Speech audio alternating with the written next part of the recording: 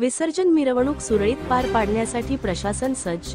धुळ्यात पोलीस आणि मनपा अधिकाऱ्यांकडून विसर्जन मिरवणूक मार्गाची पाहणी। धुळे शहरात गणेश विसर्जन मिरवणुकीच्या पार्श्वभूमीवर पोलीस व महानगरपालिका प्रशासन सज्ज झाले आहे। मिरवणूक शांततेत आणि निर्विघ्नपणे पार पडावी यासाठी प्रशासनाने तयारीला वेग दिला असून त्याचाच एक भाग म्हणून आज शहरातील जुना आग्रा रोड परिसरातील मुख्य विसर्जन मार्गाची पाहणी करण्यात आली।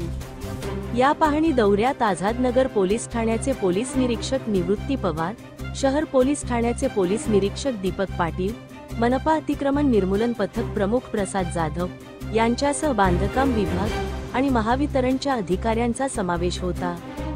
या संयुक्त पथकाने मिरवणूक मार्गावरील रस्त्यांची स्थिती, धोकादायक खड्डे, मिरवणुकीस अडथळा ठरू शकणारी अतिक्रमणे, विजेच्या लोंबकळणाऱ्या तारा आणि पाणी पुरवठ्याच्या व्यवस्थेची बारकाईने तपासणी केली।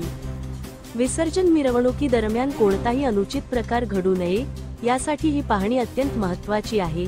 या पाहणीचा सविस्तर अहवाल तातडीने तयार करून आवश्यक ती सर्व कामे युद्धपातळीवर पूर्ण केली जातील, अशी माहिती पोलीस निरीक्षक निवृत्ती पवार यांनी दिली।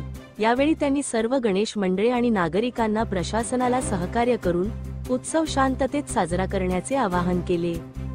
धुळे क्राईम न्यूज साठी अब्दुल रहमान मलिक, धुळे। नमस्कार, मी निवृत्ती पवार, पोलीस निरीक्षक, आझादनगर पोलीस ठाणे।